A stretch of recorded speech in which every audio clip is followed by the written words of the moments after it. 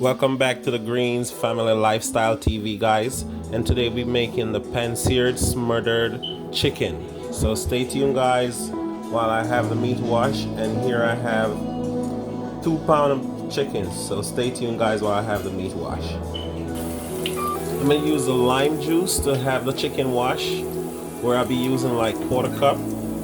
So that's good enough. So stay tuned, guys. I'm gonna go ahead and add my seasoning.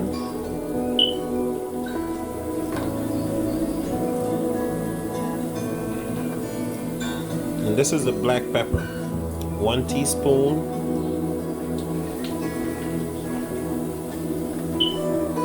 And this is the thyme. So stay tuned, guys.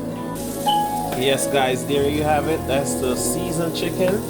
And I use 2 teaspoons of garlic powder, 2 teaspoons of black pepper, and here I have my warm milk, so stay tuned for that, guys.